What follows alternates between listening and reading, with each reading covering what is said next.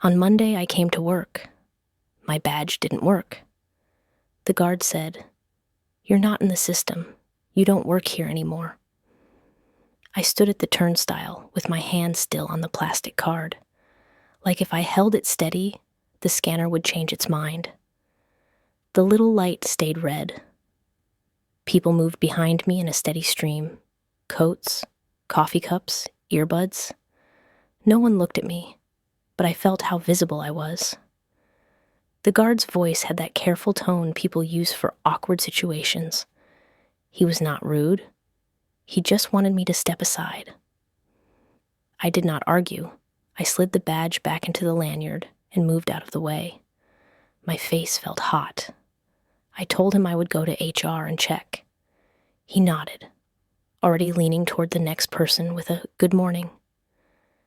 I had walked through that lobby hundreds of times. That morning the air felt thicker. I kept my back straight and my steps even.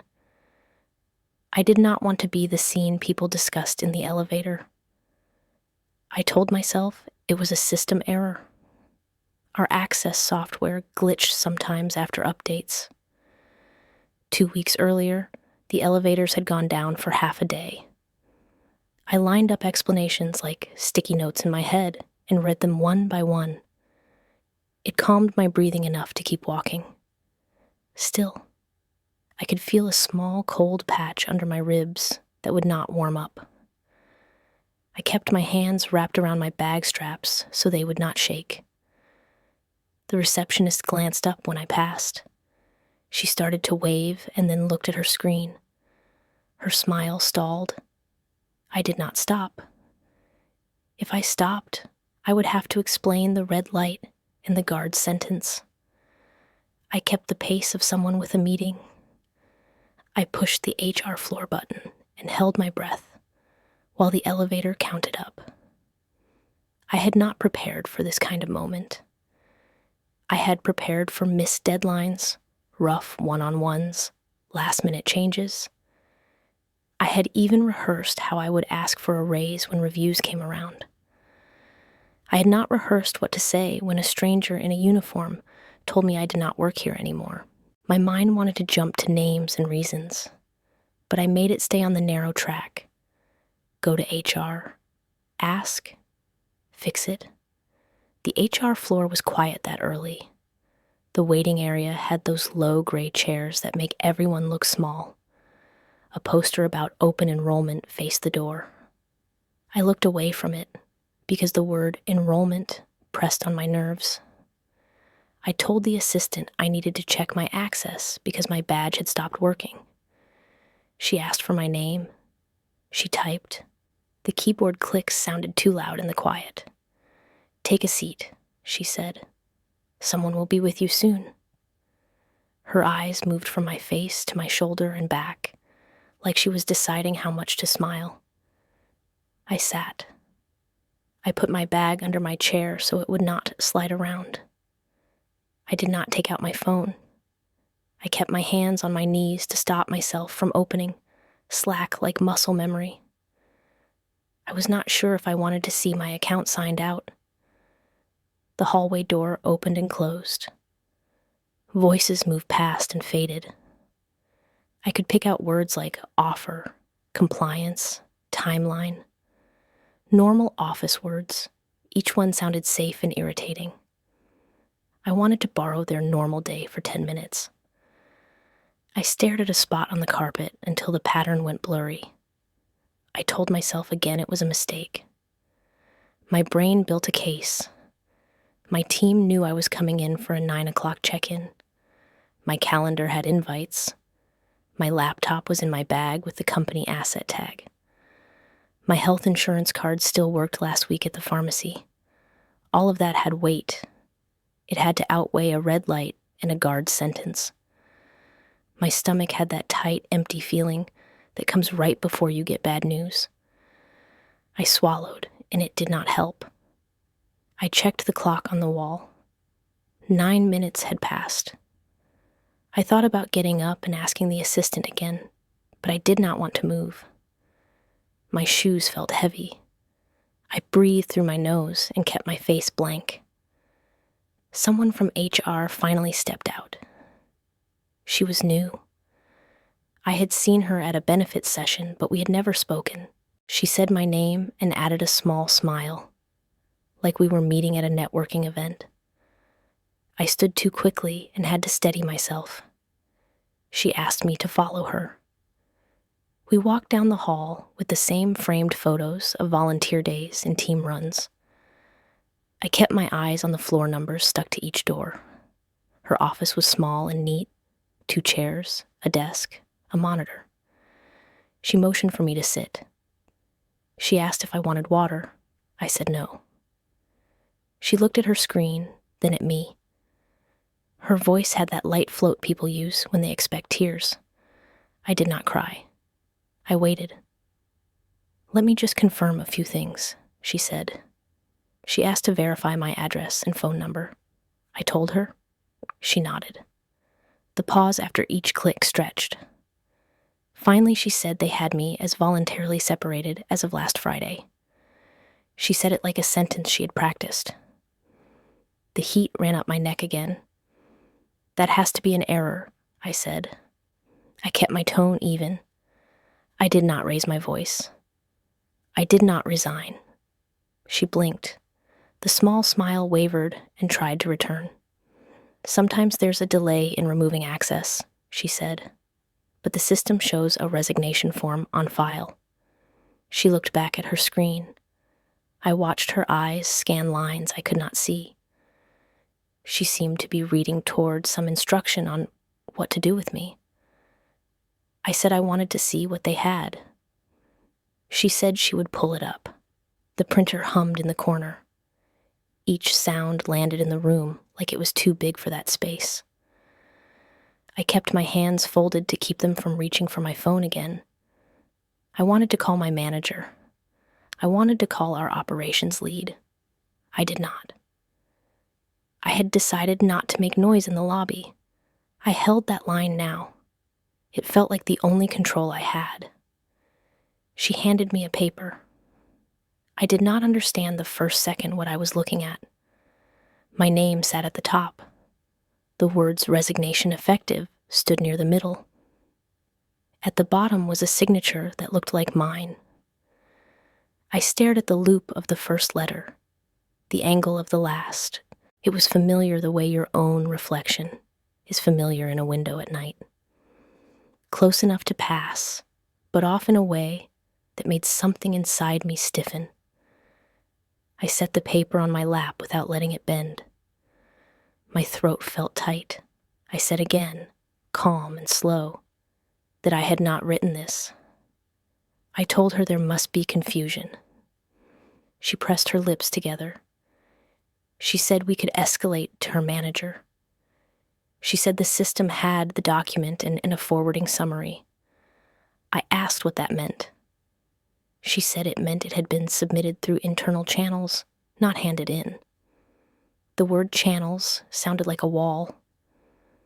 The cold patch under my ribs grew wider. I could feel my pulse in my fingers. I asked who had processed it. She said she would have to check and asked me to wait while she made a call. She stepped out. The door clicked shut very gently, like she did not want to disturb me, or like she did not want the hallway to hear me. I sat in the quiet with the paper in my lap. I ran my eyes over every line, as if a hidden note would appear between them. The details were neat. Effective date, last day, acknowledgement of knowledge transfer. It even had a final line about returning equipment. The tone tried to sound like me. It almost did. That almost scraped at my nerves. I thought about going back to the lobby and trying my badge again to prove something to myself. That was ridiculous. A red light did not change with stubbornness. I thought about walking out and pretending I had left something in my car so I would not have to sit under their quiet, fluorescent lights. That would solve nothing. I stayed. My phone buzzed in my bag. For a second, I imagined it was a calendar reminder for the 9 o'clock check-in. still going off as if nothing had shifted. I did not look at it. I stared at my name at the top of the page until the letters became shapes. The HR woman came back with a different expression. Polite, firmer. She said her manager would join us in a few minutes. She asked again if I wanted water. I shook my head.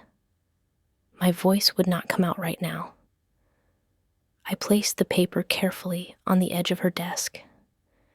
If I let it wrinkle, I worried I would break something I could not fix. My heart pounded so hard it felt like I had run. I watched the door handle, waiting for it to turn. I kept my face still because that was all I could control in that moment. I told myself to breathe.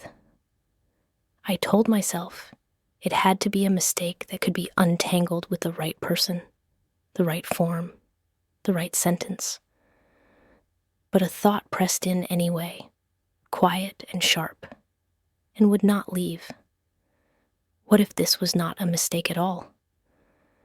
I sat in that small HR office and felt the room press in on me. While I waited for her manager, my mind did the only thing it could do without falling apart. It pulled me backward to the last time life had looked steady. A year earlier, I had thought I was finally done with scrambling. I had a job with a name people recognized, health insurance that did not scare me, a mortgage payment that fit my budget, and plans for a fall vacation with my boyfriend. It felt like I had stepped onto solid ground. My days had a simple rhythm. I logged in, joined stand-up, moved tickets, wrote updates. My team was a group of quiet people who wanted work to end on time. We brought food for each other during releases. We sent notes when someone's kid was sick. There were no late-night messages with red flags in the subject. When people asked how work was going, I said, "It's good," and meant it. When the company announced a reorg, I stayed calm. Reorgs came and went. The memo said our org would get a new manager named Mark. His background sounded standard. Shipped features, led teams, spoke at panels. In our first meeting, he asked about my projects, took notes, said he valued predictability. I told him I delivered on time. It felt like a match. At home, things were also ordinary. My boyfriend and I texted about groceries, talked about a trip to the coast, saw friends on weekends. Nobody asked if I was okay. There was nothing to sense. My calendar had meetings and reminders. I liked that it looked boring. I built plans around that stability, extra mortgage payments, a little into savings, a gym near the office. I agreed to mentor a junior hire because I felt I had the time. Everything fit. In the office, Mark stayed consistent, dry, but not unkind. He did not fish for personal information. If he asked how my weekend was, he moved on before I finished answering. I had managers who wanted to be friends, and it never helped. With him, I had clear tasks and reasonable deadlines. When I sent updates, he wrote, "Thanks," or "Got it." I did not need more. There were signs of change around us, but nothing unusual for a big company. A hiring freeze, budget memos, a rumor about merging orgs. I kept my head down and followed the roadmap. If you did not startle, it often passed. One afternoon, after a design review, I sent a wrap-up note, and Mark replied, "Good call." 2 words, but they landed with weight. I told my boyfriend that night that I felt like my work had a clean lane. Even when Mark changed a process or asked for a new template, it was normal management. Stand-ups shorter, demos recorded, status notes in a shared folder. I did all of it. I thought that keeping things simple made me safe. My review cycle came with no surprises. My rating was solid, a small raise, the kind that says the ship is steady. He said he appreciated my reliability. I took that like a medal. It meant I did not cause trouble. could be trusted with deadlines and clients. I held on to that word. I had small plans that depended on it. Fix the bathroom, visit my sister. I put vacation dates into a shared doc, and my team agreed to cover a meeting. No one wondered if I was leaving for something else. When I told Mark I might be out in June, he said to put it on the calendar and arrange backups. It all felt routine. Before things shifted, my thoughts were quiet. No job boards at night, no exit plans. I was thinking long-term, equity vesting, projects to lead next year. I believed time would be given to me to do that. I believed if you kept your head down, did the work, and did not make enemies, you could coast through rough patches. I answered messages quickly, met deadlines, flagged issues early, low risk, high output. That was my shield.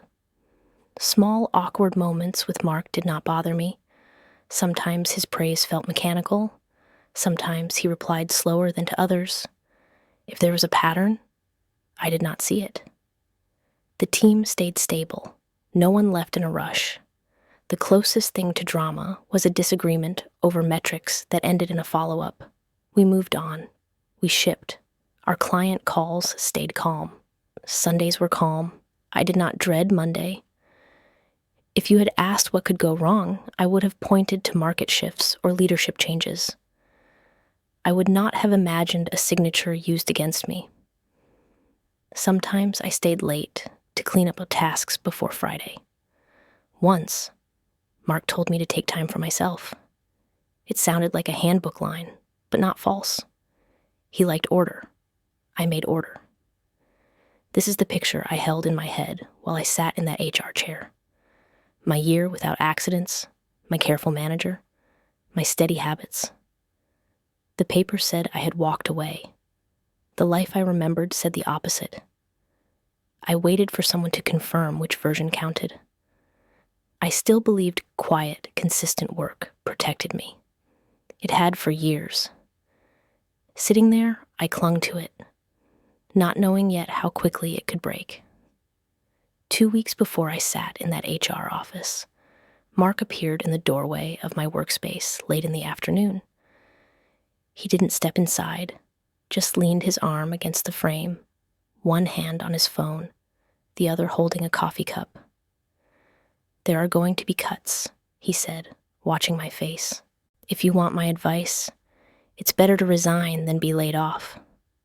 Looks cleaner on a resume." For a second, I thought I'd misheard him. The phrasing was too casual for something that serious. "I'm not planning to leave," I said. My tone was even, but I kept my voice low.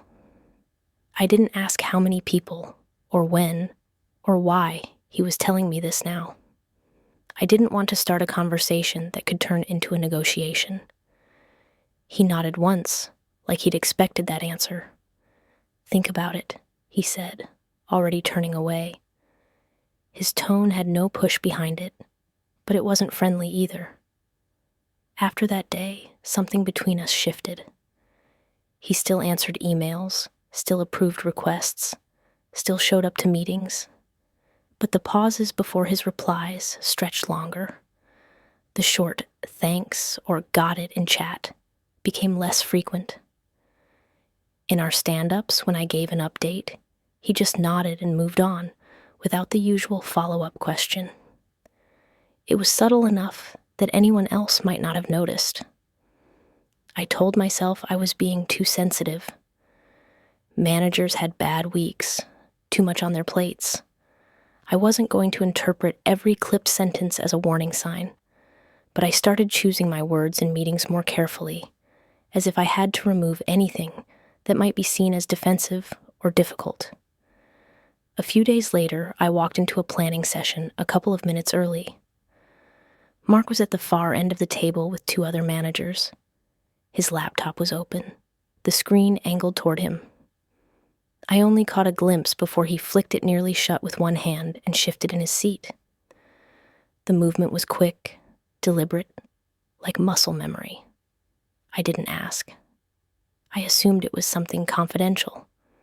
Budget numbers, performance notes, not meant for my eyes. But the way he looked past me after doing it stayed with me longer than I expected. It happened again.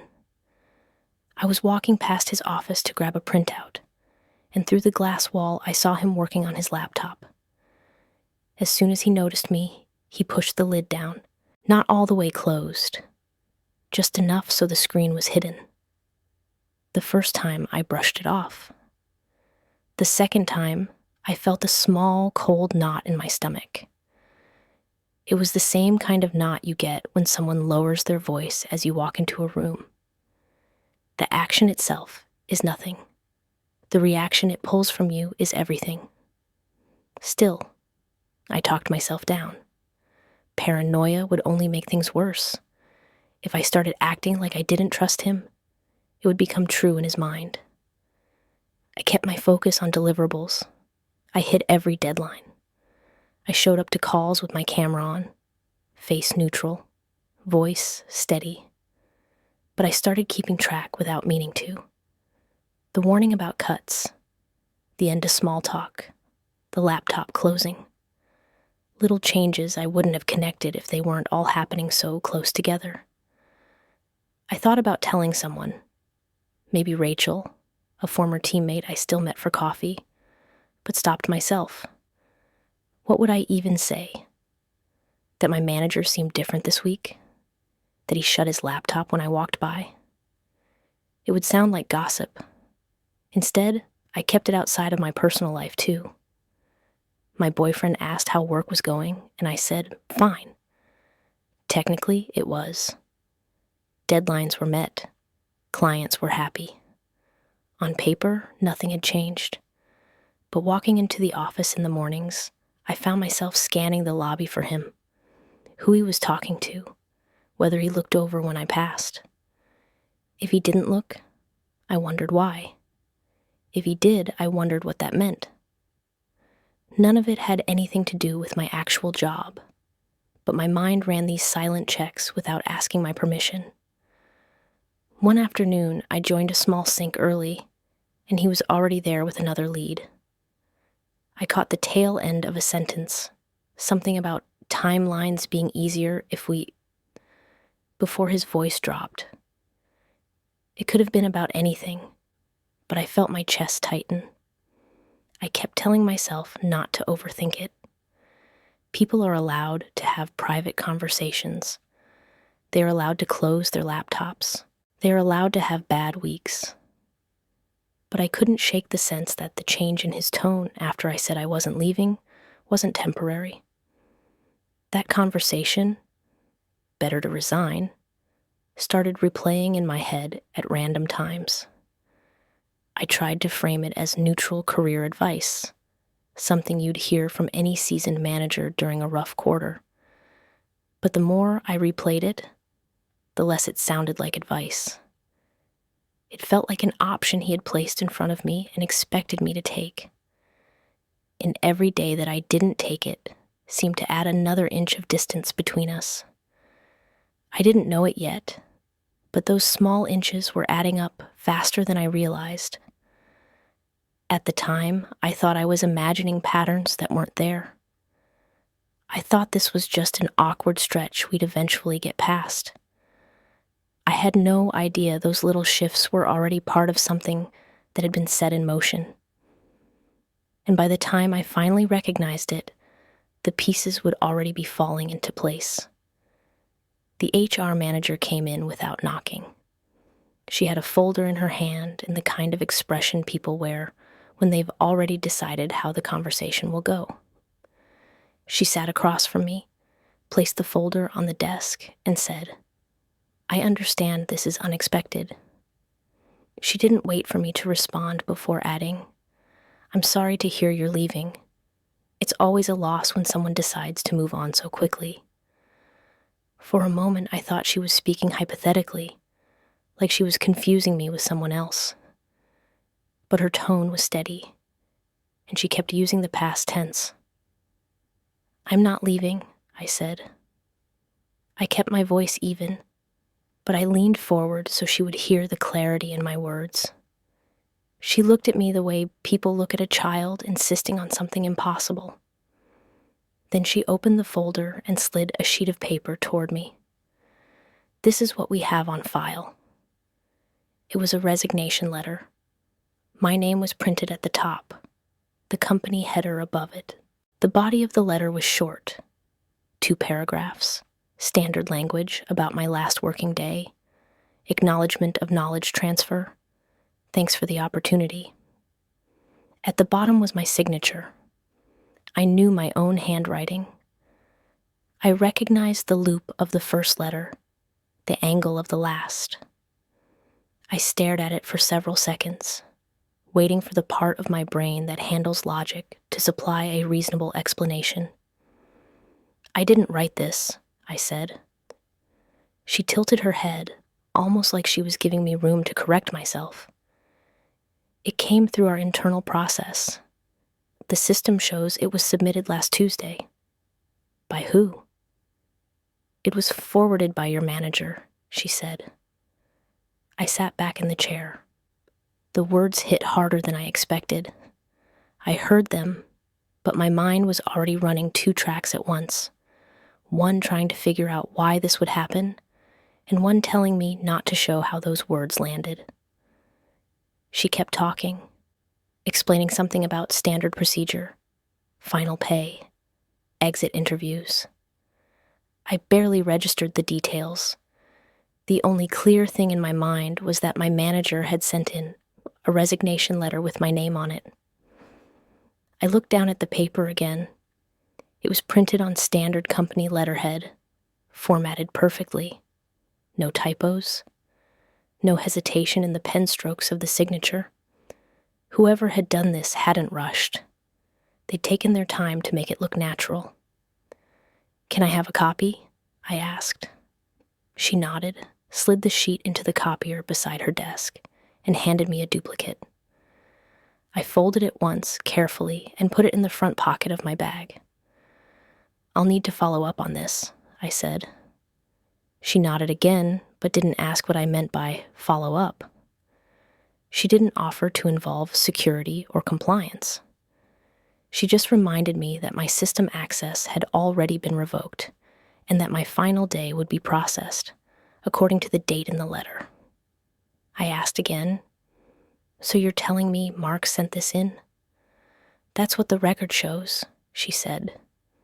I could tell she was choosing her words. She didn't say, Mark forged this, or Mark acted without your consent. She just stated what the system displayed.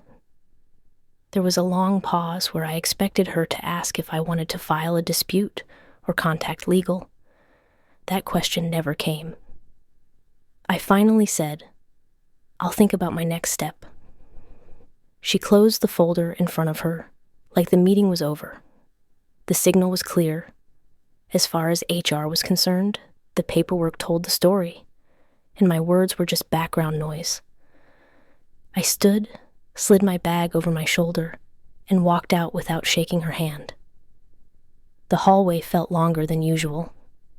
The framed photos on the walls, team outings, charity events, smiling groups in matching t-shirts, looked like they belonged to someone else's life. In the elevator, I took the copy of the resignation letter from my bag and read it again, line by line. The phrasing was too clean to be improvised. It was the same template I'd seen used for other departures. The only thing that was mine was the signature. When I reached the lobby, I paused for a moment before walking outside. I could see the security desk where my badge had failed that morning. The guard was talking to someone else now, laughing at something they'd said. I kept walking, my grip tightening on my bag strap. The paper in my bag felt heavier than it was. It wasn't just proof that something was wrong. It was proof that it had already been done. Mark hadn't just suggested I leave. He had acted like I already had. And somewhere in the company's system, that was now the truth. I walked out of the building with the copy of the letter in my bag, and decided not to go home. I sat on a low wall across the street where I could still see the lobby. If I went back upstairs and accused anyone, they would close ranks and call it a misunderstanding. I told myself to hold still and think. I decided not to show that I knew anything. I messaged the HR assistant, thanked her for her time, and wrote that I would consider my options and follow up by the end of the day. I added a short line about wanting to confirm some dates.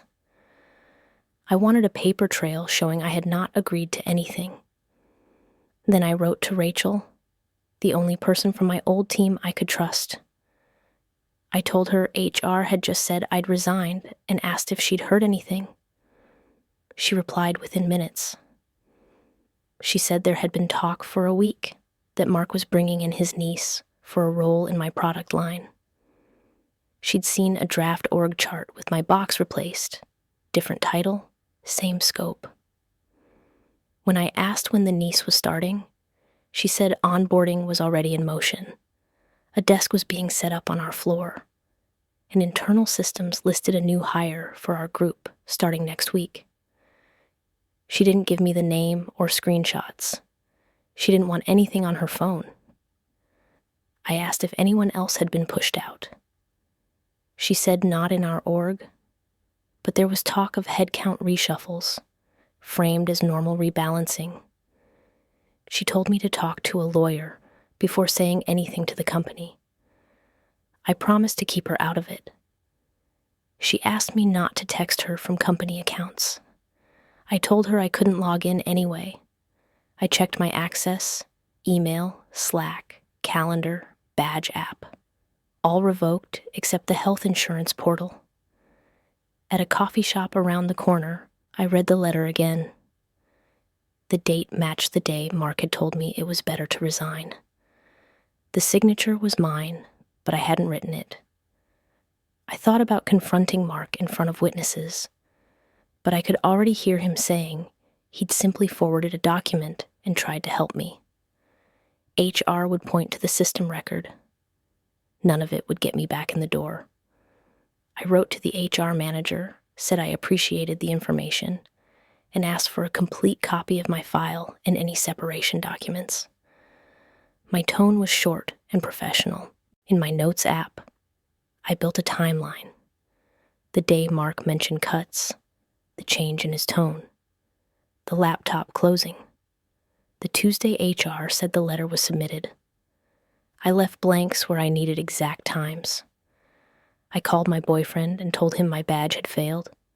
HR had a resignation letter, and Mark had forwarded it.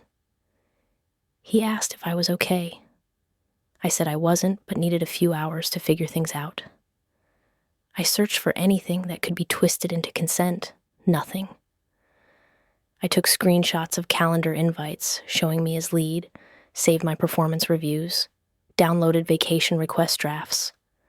I wanted proof I'd planned to stay. I emailed IT from my personal account asking for device return procedures to see how quickly they'd move. The auto reply said within 2 business days. Rachel sent one more message. Someone had been told to prepare a handover template for my replacement, the request from Mark's office. She warned me if I confronted him, he'd say the decision came from above. I told her to stay out of sight.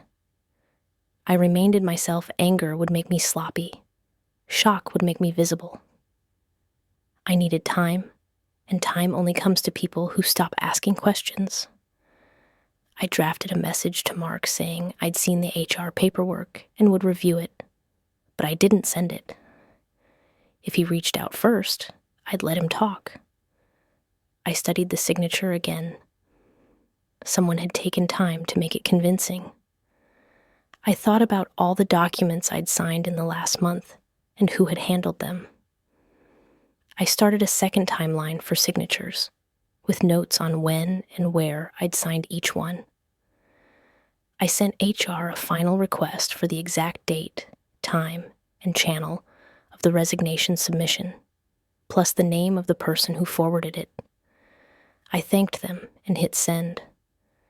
When I left the cafe, I kept to side streets. By the time I reached my apartment, I knew I couldn't accuse anyone yet. I could only collect, verify, and stay quiet. I placed the letter on my kitchen table and added one last line to my notes. Don't show anger. Don't show fear. Act like you accept the process. Watch everything. I didn't know how they'd done it yet, but I knew this much. Mark couldn't know that I knew. Not yet. A week earlier, I had signed something for Mark without reading it. It came back to me that night, sitting at my kitchen table with the resignation letter in front of me. I had been in the middle of preparing slides for a client call when he walked into my office holding a small stack of papers. Need a quick signature, he'd said. Procurement's buying new software licenses. Just for the formality, finance needs examples of current signatures. The top page was blank, except for a small printed header and a line for my name. He didn't hand me a pen. He set mine closer to me, like it would save time. I'd been thinking about the call I was already late for. I signed the first page, then a second one that looked the same. He flipped them as I signed, like it was routine. I didn't stop to ask why they were blank. He'd thanked me and left. The whole exchange couldn't have taken more than 30 seconds. I never saw those pages again. Now, looking at the resignation letter in my bag, I felt the pieces locked together. The curve of the signature at the bottom was identical to mine because it was mine, lifted from a page I had signed without question. The next morning, I opened my laptop and searched my sent folder for anything about software procurement. Nothing. No mention of new licenses. I checked the project folders. No requests logged. I checked the internal ticketing system for finance approvals. Nothing. I called a friend in another department who sometimes saw procurement orders pass through.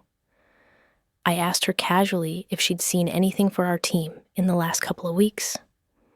She said no. She asked if I was looking for something specific. I told her I was just trying to get ahead of budget changes. I added a note to my timeline. Signed blank pages. Week before HR meeting.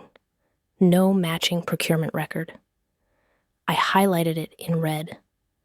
Midday, I sent HR another request. A list of every document with my signature from the last month, including who submitted it and when. I wrote that it was for my own record keeping. I didn't expect them to send it quickly, but I wanted the request in writing. That afternoon, I walked past our floor to see if Rachel's information was true about the niece's desk. From the elevator lobby, I could see the cubicle where my things had been. My chair was gone. A monitor and docking station were set up. A new nameplate holder sat on the desk, empty but ready. I didn't stop. I kept walking to the next floor as if I had another meeting. On the landing, I leaned against the wall and sent Rachel a one-word message. Confirmed.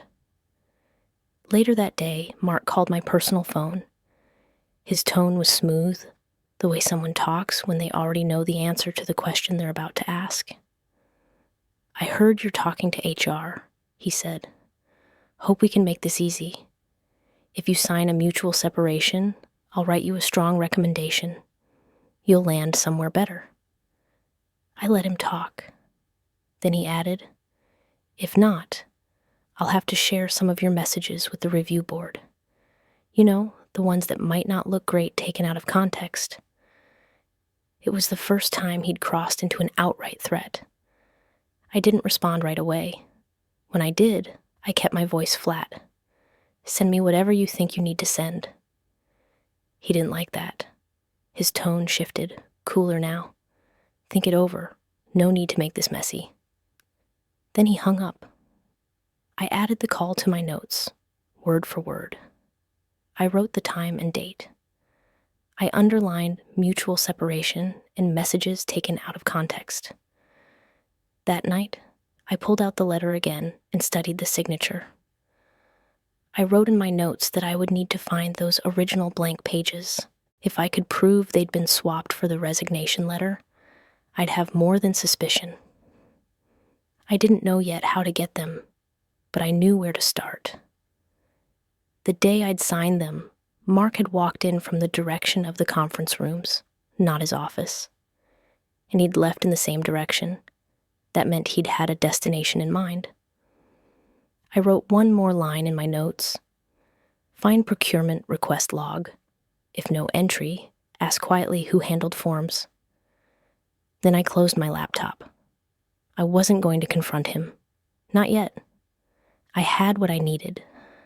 The knowledge of exactly how he'd done it. Now I needed proof. I called David the next morning. We'd met years ago through a mutual friend, and I knew he specialized in employment cases. I told him I needed to talk in person. He asked if this was about a termination. I said it was more complicated than that. We met at his office that afternoon. I laid out the resignation letter, my notes, the screenshots of my calendar, and the timeline I'd built. I told him about the day Mark had me sign the blank pages. I told him about the call where Mark offered a mutual separation and threatened to share my messages. David listened without interrupting. When I was done, he leaned back in his chair. You'll need a handwriting expert to confirm the signature was lifted from another document, he said, and we need to get as much evidence as possible of any pressure or retaliation. That includes the threat. I asked if a recording would help. He nodded. If you talk to him again, keep it legal. No entrapment, just let him speak. If he repeats that threat, it's gold. We discussed how to request the original documents I'd signed. David said we'd send a formal preservation notice to the company to prevent them from destroying anything. He warned me they might still try to claim it was a clerical error, that Mark had misunderstood my intentions, or that I'd verbally resigned. When I left his office, I felt more focused. I had steps to follow. That didn't make it easier, but it gave me a path. 2 days later, Mark called again. You've had time to think, he said. His tone was lighter, like we were settling a friendly dispute. Let's just agree to wrap this up quietly. You'll get a clean record. I'll even make sure you get a positive exit note. It's better for both of us. I told him I was reviewing my options. He didn't like that answer. If you make this difficult, everyone's going to see things you don't want them to see. I have threads. I have context. I didn't respond. I let the silence stretch until he said, "You're making a mistake," and hung up. I saved the call log and wrote down every word in my notes. David filed the preservation notice the next day. He also sent HR a formal request for copies of all documents I'd signed in the last month and the access logs for those files. The response came 2 days later. They acknowledged the request but said it could take time due to system limitations. In the meantime, Rachel messaged me from a new number. She said the niece's start date had been moved up. She would be in the office on Monday. She also said people had been told my departure was my choice. The phrasing was, she decided to move on. I forwarded that message to David. He told me it supported a narrative of misrepresentation, especially if they'd already filled the role before my resignation was processed. The waiting was the hardest part. I kept checking my email for HR's response. I kept checking my phone for another call from Mark. Then, one evening, I saw an unknown number on my screen. When I answered, the voice on the other end identified himself as the company's outside counsel. He said they'd received my requests and wanted to discuss a resolution. His tone was calm but direct. If you're willing to sign a mutual release, We can include severance and a positive reference. No need for this to become adversarial. I told him I was working with my attorney, and any response would come through him. He didn't argue. He just said, "I hope we can keep this simple." I hung up and called David immediately. He said it was a good sign. They were reaching out because they knew they had exposure. He told me not to engage with anyone from the company without looping him in. That night, I sat at my kitchen table with the letter in front of me again. The ink of the signature still looked too perfect. I thought about the blank pages, the speed with which Mark had flipped them, the way I hadn't questioned it. I didn't know if we'd get the originals before they tried to close this quietly. But I knew one thing. I wasn't going to give them a clean ending. Not after they'd tried to write mine without me. I didn't sleep that night. I sat with my notes open and the letter beside me, replaying the 30 seconds when Mark had slid those blank sheets across my desk. I had proof in my head and none in my hands. I needed something that didn't sound like a story, and I knew I couldn't ask him for it. In the morning, I scrolled back through company emails I'd forwarded to my personal account during the reorg. One subject line stopped me. Security vendor, camera testing schedule. It was dated 2 weeks before the badge failure. I opened it and read the list of floors and rooms. The line that mattered most was short and easy to miss. Temporary coverage in manager suites during calibration. That included his office, the week I signed. I remembered the testers walking the halls with tablets, pointing at ceilings, asking reception to stand still for a moment while they calibrated motion. At the time, it felt like background noise. Now it sounded like a clock I had ignored. I needed to know where those test recordings lived and whether anyone had kept them. The footer of the email had the vendor's name and a support contact. I also knew a person there, Tom, someone I'd met through a cross-company meetup months earlier. We had swapped cards after a panel on internal tools. I didn't know if he was still with the vendor, but it was the only thread I had. I texted Tom first. I wrote that I needed to ask a procedural question about test archives, nothing sensitive, and could he spare 5 minutes? He replied 10 minutes later with a call suggestion and a short, "What's up?" He sounded wary, which made sense. People in his job were trained to be careful. I kept it simple. I told him our company had hosted his team for camera testing 2 weeks earlier and asked where calibration footage was stored and for how long. I didn't ask for anything yet. I just asked the rules. He said test clips lived on their cloud for a limited window unless a client asked to retain them, and admin access was controlled on their side. He asked if I had a formal request. I said our legal team was preparing one.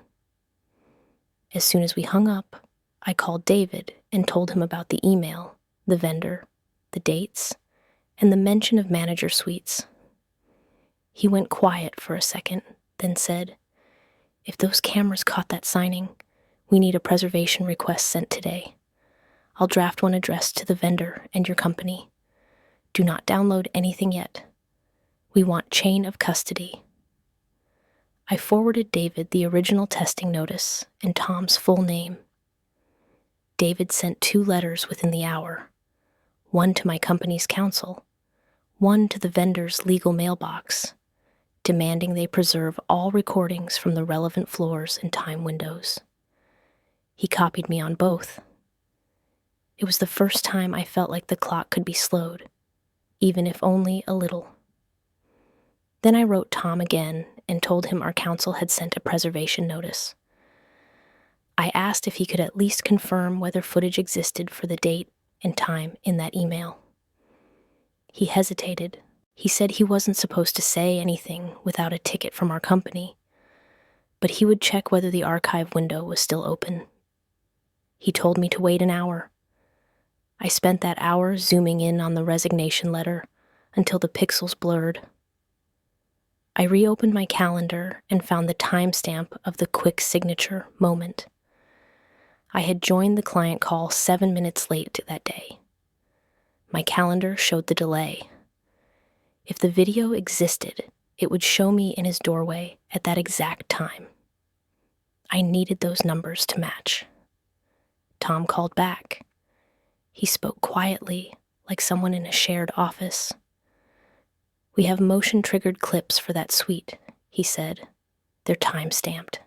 If legal clears it, you can view them through a secure link.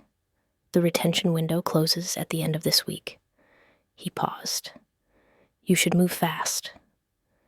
I relayed that to David. He replied with one sentence: "Do not access anything until I confirm release." 10 minutes later, he forwarded me the vendor's acknowledgement. The vendor agreed to provide a read-only link to me and to David, noting the preservation request on file. My chest loosened a notch. I wrote Tom a thank you I didn't send. The link arrived that evening. It required a one-time code and had a timer in the corner. I clicked it and entered the code with hands I kept steady on purpose. The page loaded a grid of thumbnails labeled by room and time. I selected the one named for Mark's office, dated the day before HR told me I had resigned. The first clip opened on an empty office. The camera was angled above the bookshelf, catching the desk, the chairs, and the door. The timestamp matched my calendar block within a minute. The door opened. Mark stepped in, crossed to the desk, and set down a slim folder. He opened it and arranged a sheet at the edge of the desk, oriented toward the doorway. He checked his phone, then looked at the door again, waiting. I watched myself walk in. I stood near the chair, not sitting, my laptop under my arm. He slid the page toward me and tapped the signature line. The sheet facing me looked blank from the camera angle. I was still, then reached for the pen. I signed. He held the upper corner so the page wouldn't shift while I wrote. The timestamp ticked forward. As I handed the pen back, he kept his left hand on the page, then lifted the page with my signature and in the same motion slid a second sheet from the folder into its place. He moved quickly, almost casually, keeping the pages stacked. From above, it looked like a shuffle. But you could see the difference. The second sheet had a gray block of text near the top, denser than the empty one I'd just signed. He pressed the stack together and aligned the corners. Then he stepped slightly to his right, blocking the edge of the desk from the camera for 2 seconds. When he moved back, the top page was text-heavy, my signature visible on the bottom line. He put both sheets into the folder, closed it, and said something I couldn't hear. I pointed toward the hallway like I was late. He smiled, nodded, and I left. I rewound and watched those 15 seconds again. Then again, slowing the playback. The swap was clear. The first page had almost no text. The light reflected differently. The second page had full paragraphs. The camera didn't catch the printed words, but the move was obvious. My signature did not move. The page under it changed. I took stills of each step. His hand placing the blank page, my pen on the line, his hand sliding the second sheet out. The brief block where his shoulder covered the corner, and the final frame with text above my name. I saved the stills to an external drive and printed them to a secure PDF. Then I copied the link and sent it to David with timestamps and notes. I did not add adjectives. I didn't need to. He called within minutes. "This is exactly what we needed," he said. "Do not share this link with anyone else. Download the original file through their export tool, so we have a forensically clean copy. I'll coordinate with the vendor to certify the footage and maintain chain of custody." I followed his instructions on the export tool. The file packaged with a hash checksum and a small metadata report, camera ID, location tag, date, time. I double-saved it to 2 encrypted drives and a cloud folder David controlled. The timer on the page counted down. I watched it hit 0 and close. When it was over, I sat with the stills lined up on my screen, each frame a small, blunt step in the same direction. The clip did not care how I felt. It just showed hands, paper, and time. It was enough. I sent David one last message. Got it. Visible swap. Timestamp matches my calendar. He replied that he would notify opposing counsel that we had obtained preserved footage and would seek to admit it with the vendor's custodian. His next text was short. You did the right thing by waiting. I closed my laptop and looked at the letter on the table, then back at the still, where his hand covered the corner of my page. The difference between the two was only seconds and a quiet motion. I saved the image again under a name I would not forget. Then I put the drives in my bag and left the lights on. David moved fast after we got the footage. He filed a motion to admit the video, sent my verified signatures to an expert, and requested originals from the company. The company's lawyer called again, offering severance and a positive reference if I signed a release. David refused. At the hearing, I sat with David and the expert. Across from us were the company's lawyer, HR, and Mark. The judge heard brief openings, then David played the video. Mark giving me a blank page to sign, then swapping it for the resignation letter.